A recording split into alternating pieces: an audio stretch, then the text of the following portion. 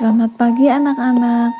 Pelajaran literasi pagi ini kalian dengarkan cerita dari Ibu. Ibu akan menceritakan cerita dari Provinsi Sumatera Utara berjudul Sampuraga. Alkisah pada zaman dahulu kala di daerah Padang Bolak, hiduplah seorang janda tua dengan seorang anak laki-lakinya yang bernama Sampuraga. Mereka tinggal di sebuah gubuk yang telah reot dimakan usia. Meskipun hidup miskin, mereka tetap saling menyayangi. Untuk memenuhi kebutuhan hidup sehari-hari, mereka setiap hari bekerja sebagai tenaga upahan di ladang milik orang lain. Keduanya sangat rajin bekerja dan jujur, sehingga banyak orang kaya yang suka pada mereka. Pada suatu siang, Sampuraga bersama majikannya beristirahat di bawah sebuah pohon yang rindang setelah bekerja sejak pagi. Sambil menikmati makan siang, mereka berbincang-bincang dalam suasana akrab, seakan tidak ada jarak antara majikan dan buruh. "Wahai Sampuraga, usiamu masih sangat muda. Jika boleh saya menyarankan, sebaiknya kamu pergi ke sebuah negeri yang sangat subur penduduknya, hidup makmur," kata sang majikan. "Negeri manakah yang Tuhan maksud?" tanya Sampuraga penasaran. "Negeri Mandailing namanya. Di sana rata-rata penduduknya memiliki sawah dan ladang. Mereka juga sangat mudah mendapatkan uang dengan cara mendulang emas di sungai. Karena tanah di sana memiliki kandungan emas," jelas sang majikan. Keterangan sang majikan melambungkan impian Sampuraga. "Sebenarnya saya sudah lama bercita-cita ingin pergi merantau dan mencari pekerjaan yang lebih baik. Saya ingin membahagiakan ibu saya," kata Sampuraga dengan sungguh-sungguh. "Cita-citamu sangat mulia, Sampuraga. Kamu memang anak yang berbakti," puji sang majikan. Sepulang dari bekerja di ladang majikannya, Sampuraga kemudian mengutarakan keinginannya tersebut kepada ibunya.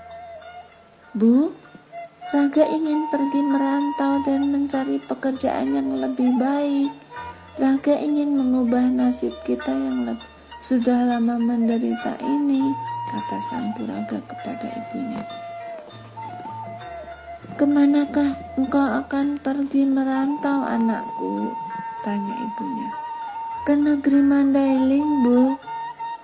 Pemilik ladang itu memberitahu Raga bahwa penduduk di sana hidup makmur dan sejahtera karena tanahnya sangat subur, jelas Sampuraga kepada ibunya. "Pergilah anakku, meskipun ibu sangat khawatir kita tidak bisa bertemu lagi karena usia ibu sudah semakin tua, tapi ibu tidak memiliki alasan untuk melarangmu pergi. Ibu minta maaf karena selama ini ibu tidak pernah membahagiakanmu, anakku," kata ibu Sampuraga dengan rasa haru. "Terima kasih, Bu. Raga berjanji akan segera kembali jika Raga sudah berhasil. Doakan Raga ya, Bu." Sampuraga meminta doa restu kepada ibunya. "Iya anakku, siapkanlah bekal yang akan kamu bawa," seru sang ibu.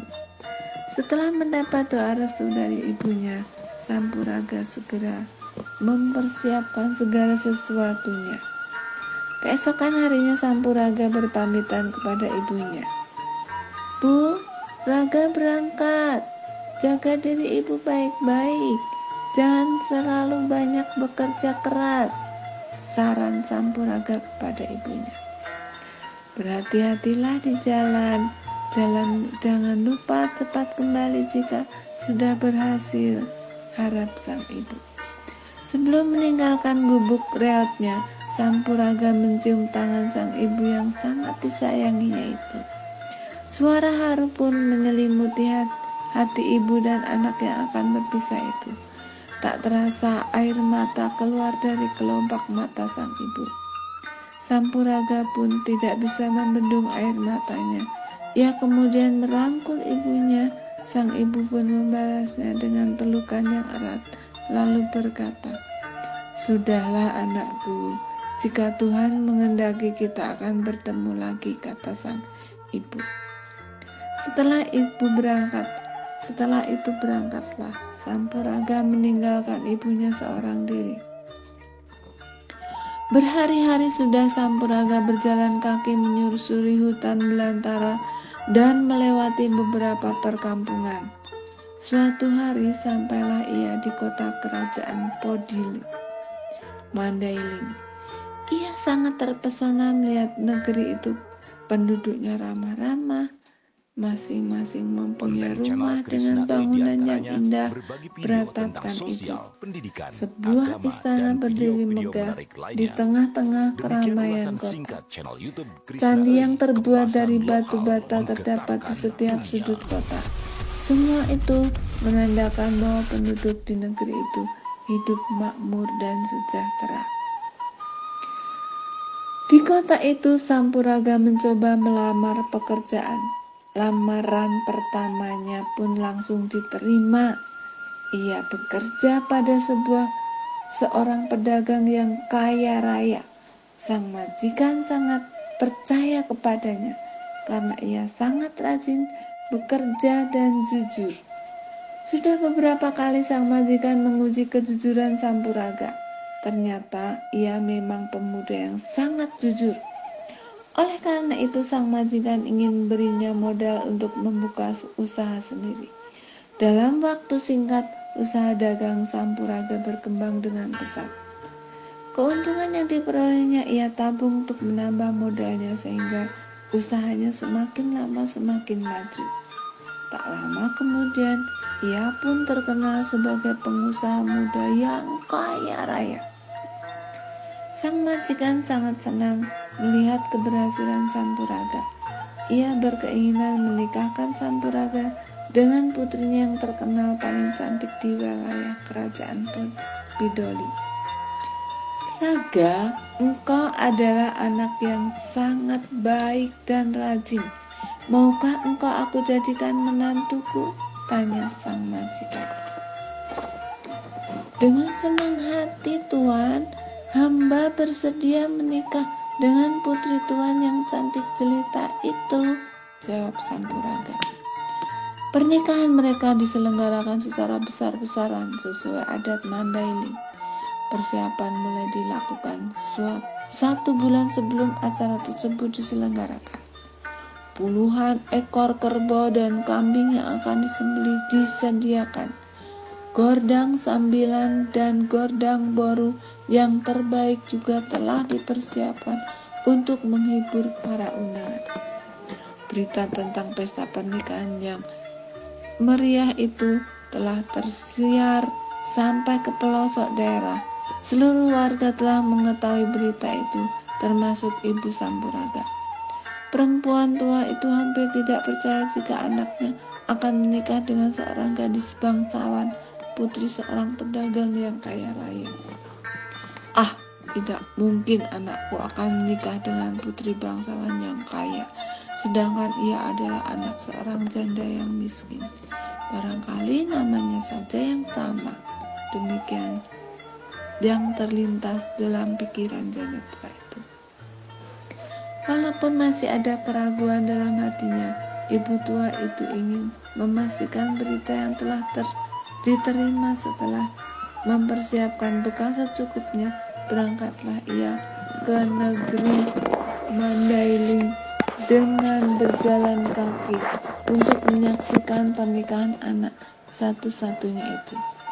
Setibanya di wilayah kerajaan Pidoli, tampaklah sebuah keramaian dan terdengar pula suara gordang sambilan bertalu-talu. Dengan langkah terseok-seok, nenek tua itu mendekati keramaian. Alangkah terkejutnya ketika ia melihat seorang pemuda yang sangat dikenalnya sedang duduk bersanding dengan seorang putri yang cantik jelita.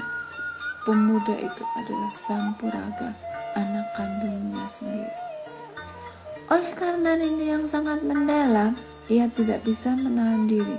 Tiba-tiba ia berteriak memanggil nama anaknya. Sampuraga sangat terkejut mendengar suara yang sudah tidak asing di telinganya.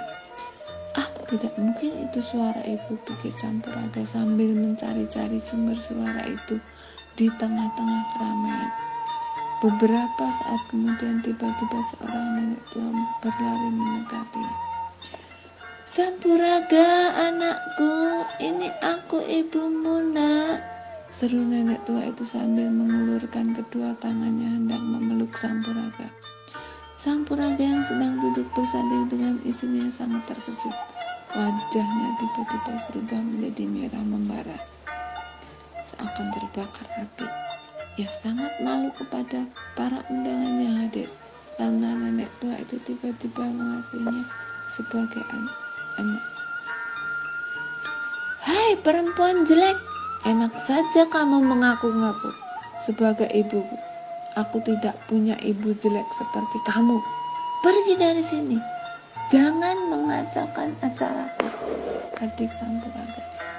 Sampuraga, anakku, aku ini ibumu yang telah melahirkan dan membesarkanmu. Kenapa kamu melupakan ibu? Ibu sudah lama sekali merindukanmu. Rangkullah ibu, nak. Ibu perempuan itu. Tidak, kau bukan ibuku. Ibuku sudah lama meninggal dunia.